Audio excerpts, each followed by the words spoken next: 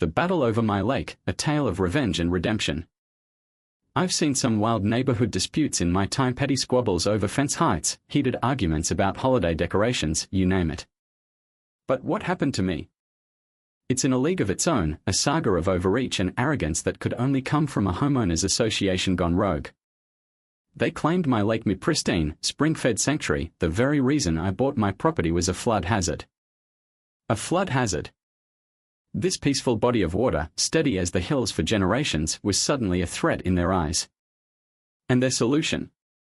They drained it dry, leaving a muddy scar where my paradise once sparkled, then paved it over for a parking load, a solar slab of asphalt for their gas-guzzling SUVs. But they made a fatal mistake, they crossed the wrong man. My name is Walter Grayson, I'm a civil engineer specializing in hydrology, and I know one truth better than most: water always finds a way. Stick with me, because this story is a rollercoaster, and by the end, you'll be cheering, fuming, or maybe both.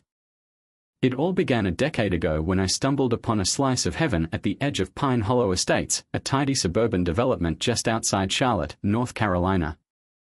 The name was a bit of a stretch. Most of the hollows had been bulldozed to make way for cookie-cutter homes, but my property was different. It was a 5-acre haven, bordered by the development on one side and wild woodlands on the others.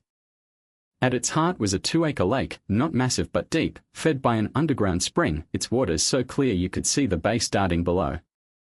Ancient willows and sycamores framed its shores, their branches kissing the surface.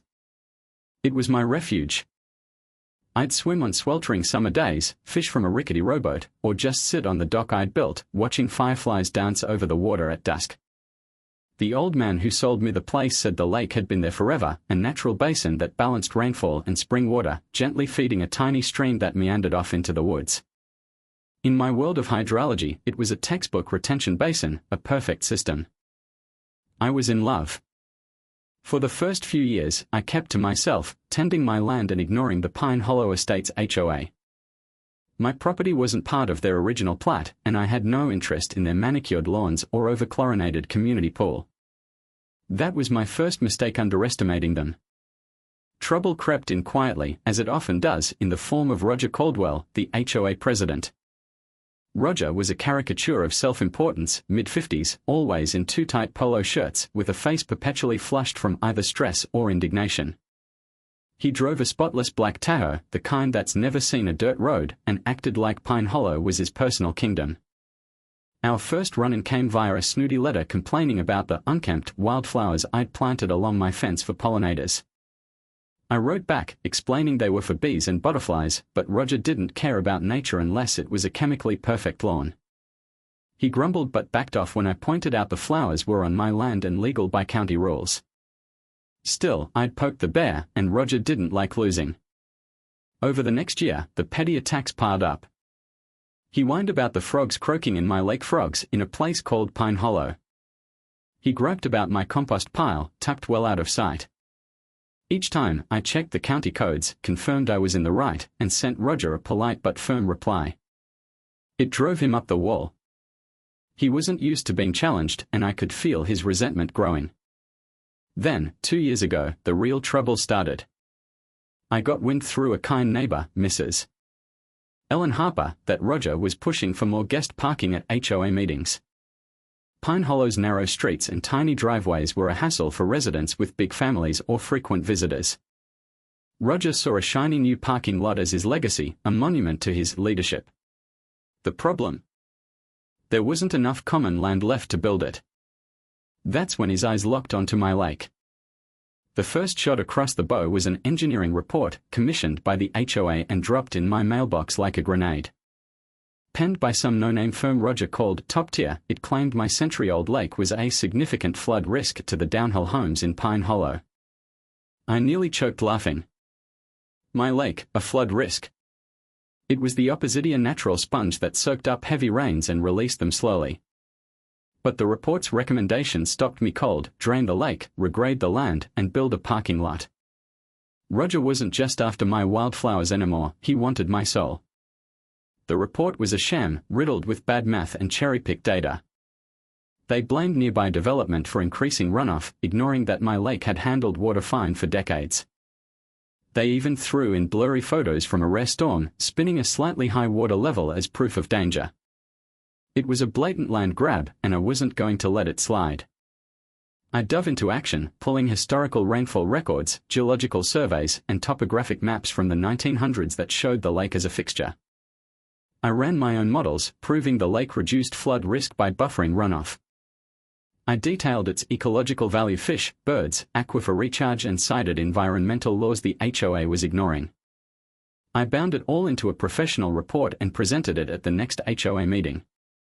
Roger sat at the head of the table, arms crossed, smirking like he'd already won.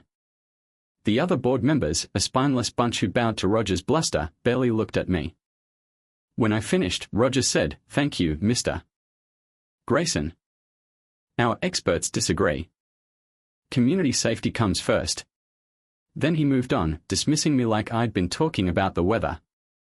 I hired a lawyer, Tom Reynolds, who knew property disputes. He was blunt: HOAs are tough to fight. Their covenants give them broad power, especially if they claim a safety issue. Even though most of the lake was on my deed, the HOA argued its influence affected their land, making it their business. A court battle would be costly, slow, and uncertain. Meanwhile, Roger was working the neighborhood, holding meetings where he ranted about flood dangers and painted me as a selfish hermit. He showed off renderings of Caldwell Plaza, a parking lot with fancy lights and landscaped medians. Some residents bought the hype, desperate for parking. Others were uneasy but too scared to cross Roger. The HOA voted to drain the lake and build the lot. A certified letter gave me 30 days notice. It was war.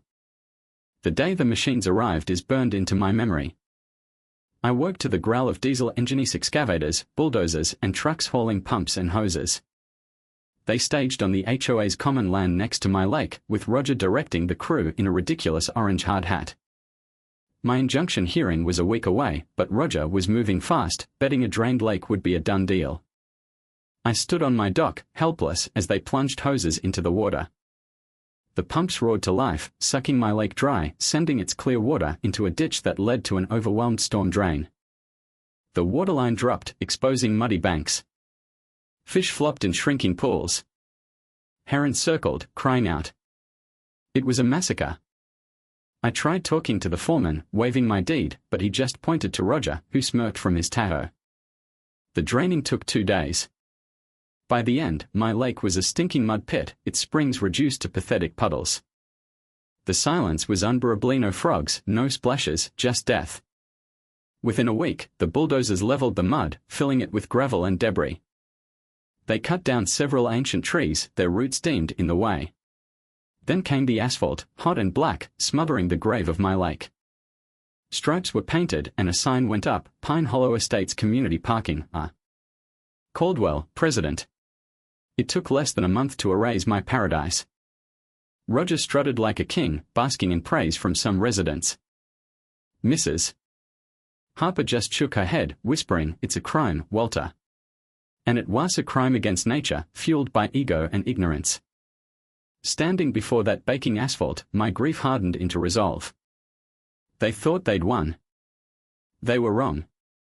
Water doesn't forget, and neither do I. The weeks after were dark. Every morning, I saw that black rectangle where my lake once shimmered.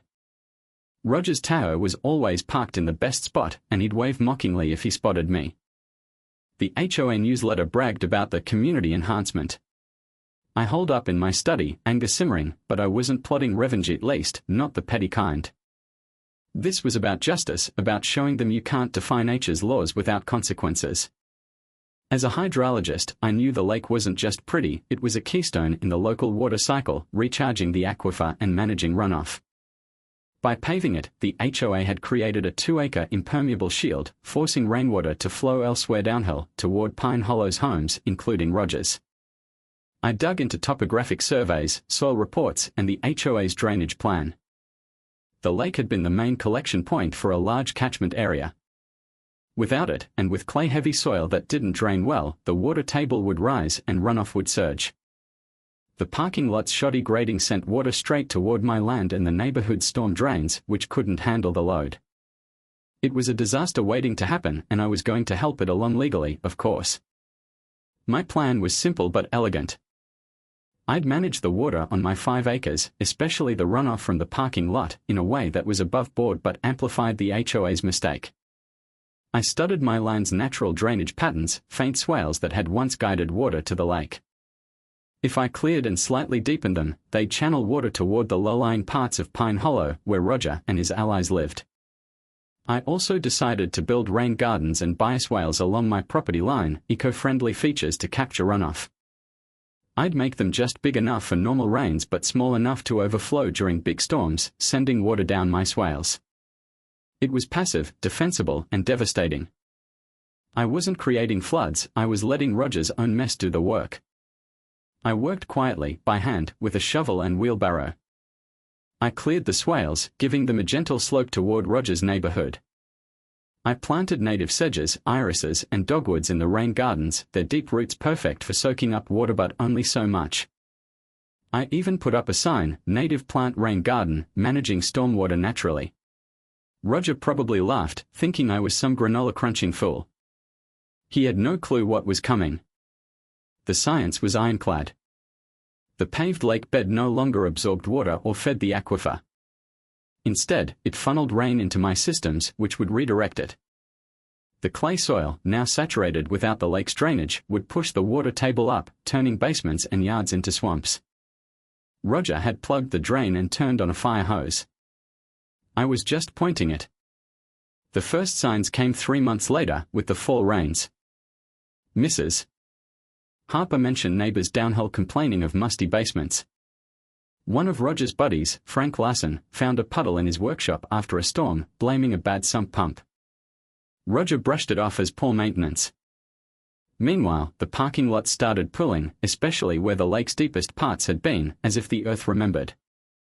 Mosquitoes bred in the stagnant water, and soggy lawns spread downhill. Then came a 3-day spring soaker. My rain gardens filled, looking lush, but as the rain kept coming, they overflowed into the swales, which guided water straight to Pine Hollow. The results were glorious. Frank's basement had 3 inches of water. Lawns turned to mud. Roger's pristine yard grew spongy, his prize azaleas wilting. He was out there with a shovel, cursing a leaky pipe, clueless. The real chaos hit the following spring, with heavy March and April downpours.